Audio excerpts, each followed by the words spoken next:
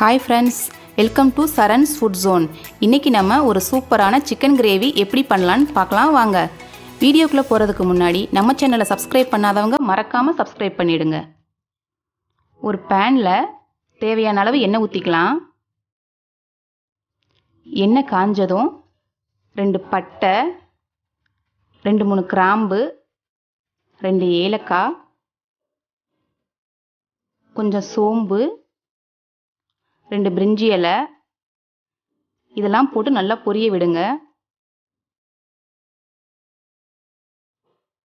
இது பொரிஞ்சதும் நான் 2 பெரிய வெங்காயம் நீள்வாக்கில் கட் பண்ணி வச்சுருக்கேன், அதையும் இதில் சேர்த்துக்கலாம்.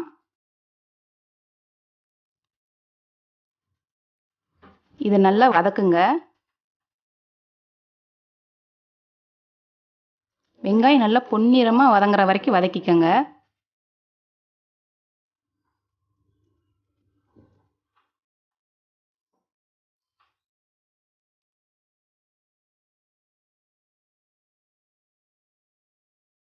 வெங்காயம் நல்லா வதங்கிருச்சு. இந்த ஸ்டேஜில் 1 டேபிள் ஸ்பூன் இஞ்சி பூண்டு விழுது போட்டுக்கலாம்.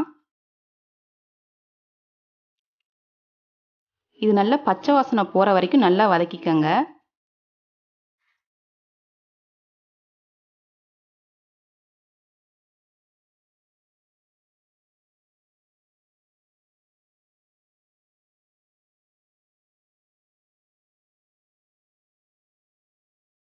இப்போது 2 தக்காளி, மீடியம் சைஸ் தக்காளியை நான் அரைச்சி வச்சுருக்கேன், இதை போட்டு நல்லா வதக்கிக்கலாம்.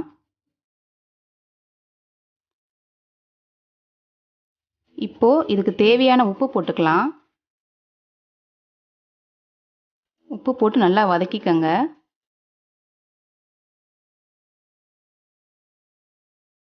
இப்போ மசாலா போட்டுக்கலாம். 1 table spoon Kashmiri chilli powder போட்டிருக்கேன், 1/2 டேபிள் ஸ்பூன் தனி மிளகாய் தூள் போட்டிருக்கேன். இதை போட்டு நல்லா கிளறிக்கங்க.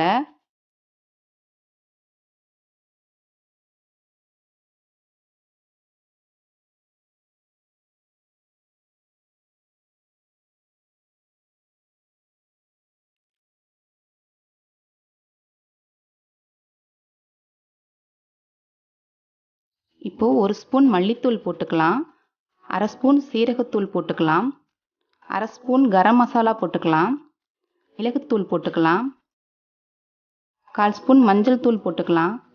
இதெல்லாம் போட்டு நல்லா கிளறுங்க.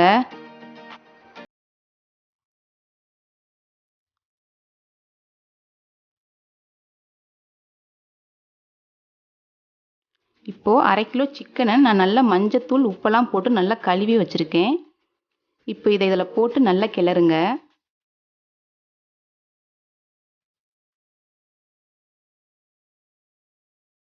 நல்லா சுருள வதங்க விடுங்க.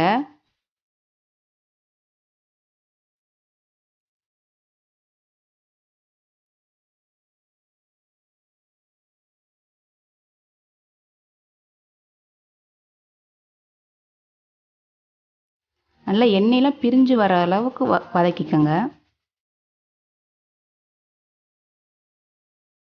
இப்போ பாருங்கள், நல்ல எண்ணெயெல்லாம் பிரிஞ்சு வந்திருக்கு. இந்த அளவுக்கு நீங்கள் வதக்கிக்கணும்.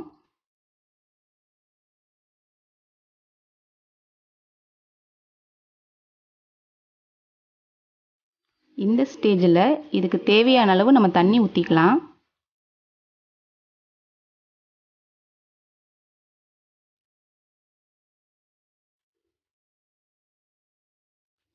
தண்ணி ஊற்றி நல்லா கிளறுங்க.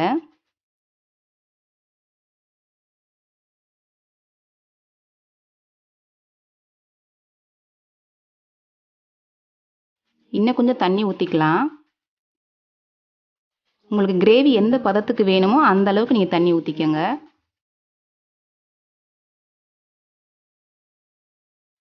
இதை ஒரு 10 நிமிஷம் மூடி வச்சு எடுத்துக்கலாம். அவ்வளோதாங்க, சிக்கன் கிரேவி ரெடி ஆயிடுச்சு. நல்ல வாசனை கமகமன்னு வருது. மல்லி இலை தூவி ஆஃப் பண்ணிடலாம். இது சாதம், சப்பாத்தி, இட்லி, தோசை இது எல்லாத்துக்குமே சைடிஷாக வச்சு சாப்பிட்லாங்க. நீங்களும் இதே மாதிரி வீட்டில் ட்ரை பண்ணி பாருங்கள். ரொம்ப ஈஸியாகவும் ரொம்ப டேஸ்டியாகவும் இருக்கும். புதுசாக சமைக்கிறவங்க கூட சமைச்சிடலாம். இந்த வீடியோ உங்களுக்கு பிடிச்சிருந்தா மறக்காமல் லைக் பண்ணுங்கள், சப்ஸ்கிரைப் பண்ணுங்கள், ஷேர் பண்ணுங்கள்.